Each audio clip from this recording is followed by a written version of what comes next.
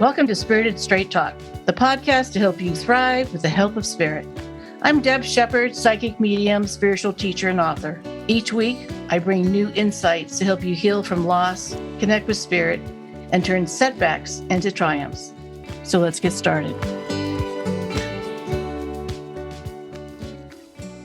I'm here once again. I'm glad to be back. We've already done one podcast for 2023. I'm here with my favorite person, Miss Dana. Your sidekick. Yeah, your sidekick. And this is a topic that's always a top of discussion. And we're going to talk about this topic. It is intuition. And it's, when you know. That's sort of what I was directed by my guides to discuss today. And I'm going to give a couple little twists when your intuition isn't on target, or you're frustrated or feeling as if, well, I'm meditating, I'm doing these things, but I'm still not hearing, feeling, or seeing. So we're going to have a little bit more of a discussion, a little deeper discussion than we've had before.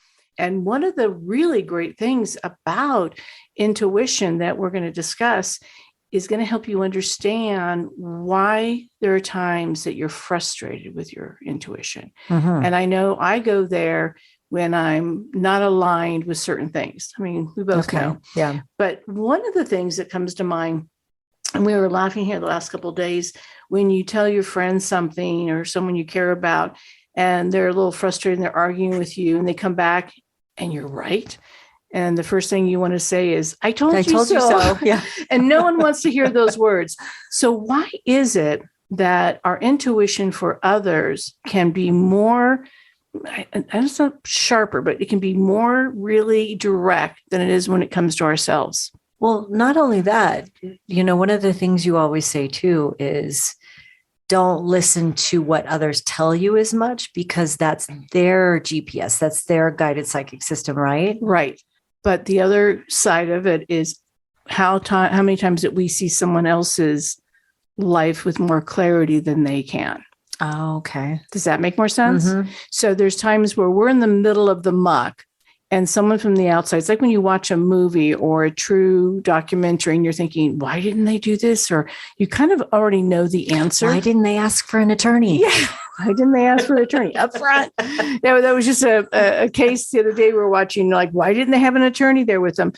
When you're not in the middle of your situation, your clarity is much better.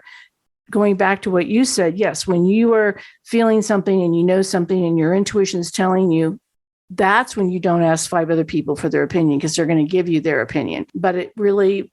And you know what opinions are like. Yes, absolutely. I'm just teasing. Yeah. But when it's your own stuff and what's really heavy, sometimes it's really hard to get the clarity. So we're going to give you some reasons why it doesn't work, as well as what to do to get that clarity when you're in that tough spot. And with what I do for a living and most people in life, we always have something coming up. There's always something at work, with family, with our children, paying bills, whatever. Your contractor, your doctor, there are things always facing us. And we're thinking, what am I supposed to be doing with this? What is the best thing? Many times we have a knee-jerk reaction, and that knee-jerk reaction is just, trying to get we want karma versus, and what I feel about karma, I don't really agree with it, but we want someone to have... Not the Western version, anyway. Not the Western version, right. So what we're going to talk about today is then how to get the stuff out of our head. And the stuff in our head, when our intuition doesn't have clarity, is because we've had experiences in the past. Many times when you've had experiences in the past that are fear-based or didn't go well or would have, could have, should have, can come up, and your intuition gets hidden. It gets a feeling of, you don't get the clarity you want.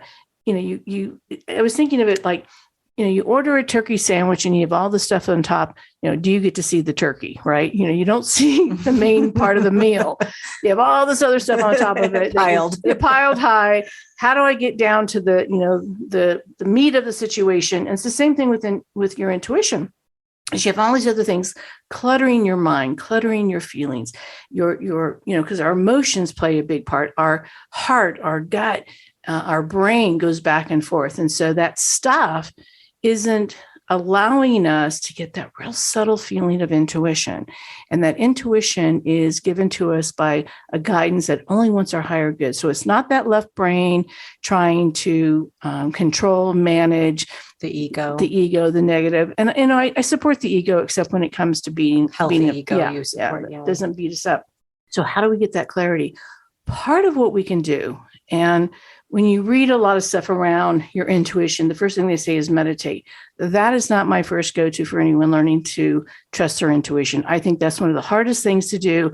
And people feel like failures right out of the gate because if they can't meditate, they must not be able to use their intuition. Right. That's not how you start it. Right. To me, meditation comes over time. It's like, if you're going to take a marathon, you don't, go the 32 miles. Is that how long a marathon is? I don't know because I don't run marathons, but you take a couple first steps. So meditation to me is like the full marathon. Write down your issue, write down the problems, sit down, write it down in a journal, best way, if you can do it that way. Then write down the worst case scenario, because what your left brain is doing, what's going on, the reason you can't get the clarity, all that stuff on top of that sandwich is you're trying to figure out all the things and trying to solve all the issues that may come in without listening to the intuition. So if you can go, well, if I do hire the attorney, if I get some clarity, if I take some time, if I, maybe I have to spend extra money, maybe I'm going to have to wait longer, whatever the worst case scenario is, when you write all that stuff down, that stuff begins to be manageable, begins to quiet the left brain. The left brain goes, oh, okay, I feel so much better. Thank you. So we have to trick our brain. Oh, you have control of all of this. Sweet. You played out. And I'm not one of these, but we have a lot of our friends and students that are spreadsheet people. Do a spreadsheet. Really, not meditation. You do your spreadsheet. Do your spreadsheet. Put out there all the worst case scenarios. Figure out what could be done, how you can manage it, and think about how bad is it? How bad is the situation if you make certain choices? That gives yourself permission to say, this is not that bad. I can do it. Maybe I have to do a couple different things that I don't want, but it's fixable, manageable. I can survive. Maybe I can thrive, and it can go away, or I can move forward, whatever that story is that we're telling ourselves in the head. So instead of meditating, because if you're in that kind of a crisis mode, you're going to try to meditate, and the first thing you're going to think about is your situation. Right. Because that's like, that's would be like being in the middle of a war zone and trying to go, because your mind, and I'm talking about in your mind, like I can't imagine trying to meditate when I'm dealing with struggles, a situation that I have to make decisions on. Meditation is like, but I do notice, like when you are faced with something, it might take you a day or two, like a day or two of just chewing on or processing, or like you say, marinating. Didn't they used to call it chewing on the fat? But I think marinating is a much better term. Marinating. So I don't say meditate. I say marinating, because take a little time. Because that's you're checking in with your guides and your intuition, right? Yeah. I'm trying to process all the fears, all the stuff that clogs the drain, that clogs the ability for my guides to get me the clarity, because they're going to be quiet. They're not going to be the ones yelling. They're not going to be the ones in the front of me saying, fear, fear, fear, my human stuff, all those things, the past experiences. So that is what you want to do, is just what is the worst case scenario, so that your left brain, you can get that clarity. There's a little bit of like, oh, yeah, I know how to respond to these things. Then as you move forward, start thinking about, okay, what's my intuition? The best way to, in my opinion, to really become intuitive is not to think about the problem. Because if it's your own problem, we start not knowing what it really is. When it's someone else's problem, we get these great ideas because it's not our we problem. Have all the answers. Yeah, you just need to do this. This is going to help you. And you're like, yeah, but you're not me. So that's again, when you start thinking of that quietness that comes, maybe you feel it, you want to figure out where your intuition comes from. And even if you're not used to using it on a everyday basis, like what we do, you can think of something that distracts you. So if you like to cook, if you like to walk, if you like music, dance, walk your dog, whatever that is, do something active. That's that marinating thing that we just talked about. That allows you to start looking at, oh, when you walk your dog, oh, there's cars up ahead. Oh, there's another dog. I have to make sure my dog's okay. I need to understand that I got to wear a jacket, or what's happening over there. You start getting distracted. What your mind does is it takes a break, and that break allows you to decompress what's happening, and your guides go, we can wiggle in. We have a chance. We can kind of wiggle in there. Whisper to you. Yeah, whisper in. And all of a sudden you may feel that little, those goosebumps. You feel the hair on the back of your head. You may hear a song. You may have a thought. You may also get something in your mind. Call so-and-so, or do you remember a story or a movie? Whatever it is, they will trickle in something that gives you a little bit of a nugget to begin to understand what you can do to be able to make the shift. And that's the magic. And I think we make, I always call it the constipated reading when people really try hard. So what you want to do is you want to sit back, get distracted, try to take all the stuff that we talked about and put it aside. Find a way to really honor it. And if you don't have a lot of time, say you have to make a decision within an hour, you can still use these skills. It just means, I was going to use the word wrapping, but it's sort of like warp speed. You're trying to kind of get into that energy a little bit faster. However, you start practicing these things, it comes faster. It comes quicker. And like you and I said, there's times where I need time, especially when it comes personal. When it comes to doing a reading for somebody, it's easier because it's not, again, I'm not attached to it, not my stuff, not my fears, but also their guides come through and they give them ways to look at things. So when your guides come through, the other thing you want to remember, your intuition, is where do you feel it in your body? Do you hear it? Do you see a picture? Does your body feel it in your stomach? How many times have we said, oh, God, my stomach just does not feel right? It's our intuition. It's your gut. It's your gut. And we all have that gut, like, my gut said it. I didn't listen. Those are the little things. You're not going to have someone screaming in your ear saying, walk away, turn around, run, Forrest, run. Unless it's a 2x4. It's a 2x4. So the things you want to learn about all this is, how does your body frequency? What does it do to be able to be that antenna that picks up that information? And we're all designed differently. So it's going to feel different for each of us. So if you begin to even write down some of your experiences when you knew you should have walked away and you didn't. How many times you wanted to pick up the phone and you didn't. And that happens to me. I mean, sometimes I'll look back and go, I had that feeling and I ignored it, even though and that's my personal life too. It's like, I kind of felt it, but I ignored it. And we all do it. Your guides don't get upset with you. They don't stop communicating with you because you're not always listening. But I want you to be able to know that they have been communicating in different ways.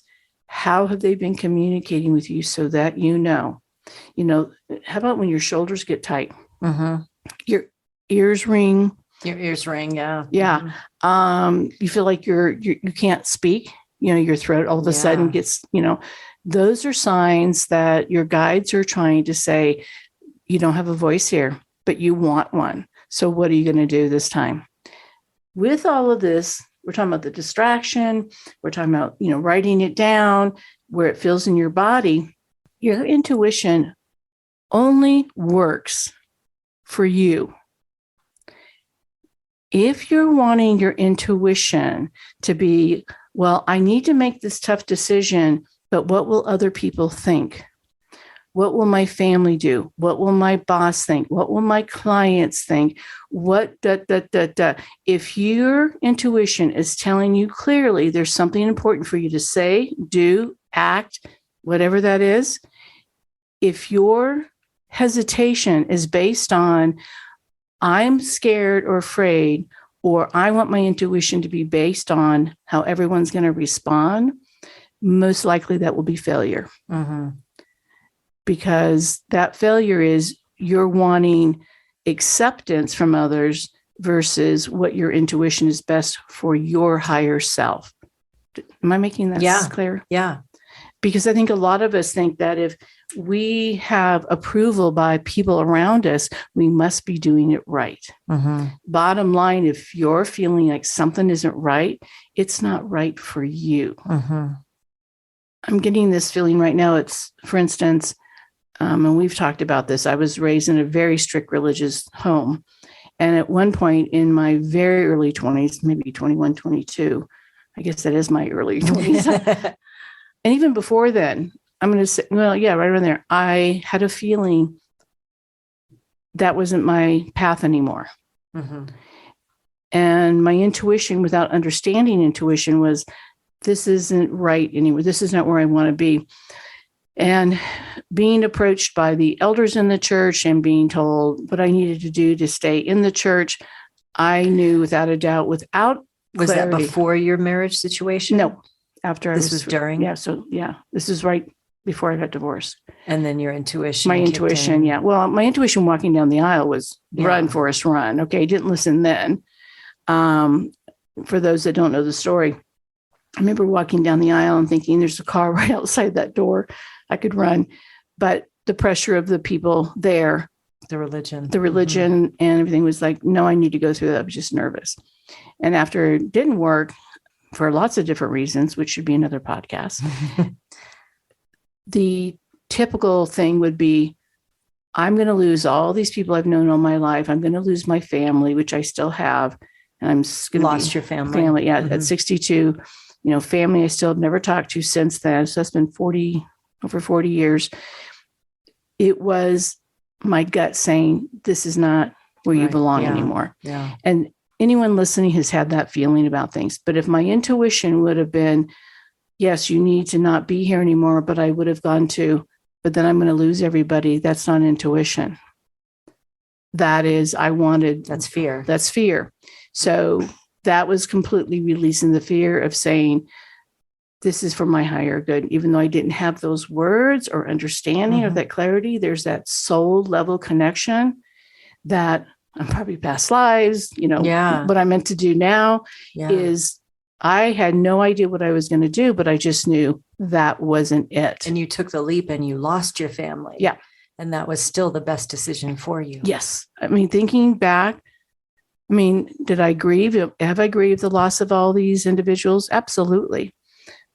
But that wasn't a place for me any longer. Mm-hmm. And you've had that too, where you've had times where you're gosh, many times. Yeah, many times where, and that's why I want anyone listening is going, yeah, I remember I'm going to lose this, or this is not going to be good for everybody else, or no one's going to understand. Mm-hmm. We had that conversation with you recently with a situation where you go, I can't do it this way. Yeah. I can't do this. And I'll share a little bit too. But I had a business a few years ago, and everything in my body from the top of my head to the tip of my toe, and then all my conversations with you where this was not the right place for me. I was just kidding. To make it clear, I never told you. No, you didn't. No, yeah. No, you can say that. No, you encouraged me to decide for myself what was best for me. And that's really, it's really interesting though, the way it all evolved. And I became, sure, I had to make decisions that were difficult. I really did. I had to decide things that nobody ever wants to decide, like close the doors and shut down. And this is the way it is. And it can't go any further. And it was not a popular decision, but that's okay. That was what was right for me. And you lost a lot of friendships. Yeah. My entire, over 20 people. Yeah. Over 20 people, 25 people, whatever. I lost relationships with them, but I was okay with that. But I think the biggest part of it is, really like deciding and knowing that was going to happen and still making the choice that was right for me. And that was the intuition part, is like, I can't do it anymore. So do I kill myself with my health by trying to make it work? Or do I go ahead and release what is no longer serving me? Mm-hmm. And you say that you talk about that a lot, is Yeah, releasing and trusting your intuition. And thinking about both these stories, hearing you and I both talk about the gut-wrenching decisions that were life-changing, not only for us, but for the people in our lives that we loved and cared about, I find it fascinating that not any of them came back and said, I'm sure this was a really hard decision. How can I support you? Or not one. This is not the person I know or I knew, and there's got to be more to this. What we both experience as I'm looking at this now is they all went into their judgment, their whole idea of protecting themselves. It had nothing to do with who we were as individuals or even what we had done for them prior. Any of those type of deep relationships, it was basically just disposed of. Mm-hmm. And that's why I think people's intuition, or intuition for a lot of people, they can't trust it because of the hurt that comes with it. And they feel so alone. For you and I, finding a small support system after that, also knowing I'd rather be alone than going through what we went through. Mm-hmm. And, you being sick, your financial situation, my financial situation, what it was doing to all parts of my body and soul. But our souls were being so affected that we knew that we had to make a change. Yeah. And not one of these individuals ever came back and said, I know you too well that this doesn't make sense. So there has to be more to this, even after all these years. Yeah. And then I wouldn't expect that there would be, it's just, it's weird. It's disappointing. Yeah, it is in a way, but it's also like you talk about with your solution classes, you when you teach those students, especially in the very beginning, when they start to trust their intuition more and they start to tap into their higher self more, they start losing relationships, but they're relationships that are not aligned and probably haven't been aligned for a while. Those relationships that are really pulling them, I don't want to say holding them back, but pulling at them in ways that maybe aren't serving their higher good anymore. Making them feel guilty. Yeah. And you tell them this is be forewarned because relationships are going to change throughout this program. So I just find that interesting that, it's like when you start looking at things differently, you become a whole different person to people around you. Right. And I think that's why when people start taking any of my programs and they're wanting to develop their intuition, it's realizing what isn't serving them anymore. They are not really living an authentic life. They're living a life what other people are expecting, and they want them to perform within their kind of box belief system, things like that. And so that's the difference between intuition and always trying to become either popular, accepted, or having, people cheer you on. Why are they cheering you on? With that said, that's all the stuff. So when you write down, my intuition is saying, and I know for you became very sick, and the doctor says, you've got to make some changes. And we talked about that. And I never said, stop this, quit this. I just said, what do you need to do? How can I support you? But when you write that down and say, what's my biggest fear? I'm probably going to lose some people in my life that I've had in my life for a while. Yeah. Yeah. That's maybe where your intuition feels like, but what will happen to my life and how will it look? And so that's where you want to look at your worst case scenarios so that you have a tool, you have a backup plan. It isn't walking into your intuition having no idea, but you're being prepared because that's our human side. Our human side says, I want to understand what I may be dealing with. The intuition side says, you've got to make a change. Something has to change. It has to look different, because if you continue having this story and that story is more valuable than you, your intuition out the window won't serve you. Yeah. So the bottom line here is your intuition, you were born with. It's always been there. It never went away. Listen to what your body says. Listen to your past when you didn't listen and when you did listen to your intuition, and then begin to figure out why there is fear around your intuition so that you can make your left brain go take a good nap and go on vacation. And then you can step forward and find the tools you need to follow your intuition, because trust me, 100% your life will be better after you go through that process. Just give yourself time, because it's something new. So thank you for joining us on Spirited Straight Talk. Thank you for listening to today's episode. I hope it inspired you. If you enjoyed our conversation, make sure you subscribe so that you get notified of new episodes. And let's get connected. Visit debshepard.com for more insights, support, workshops, and a book a session with me. And finally,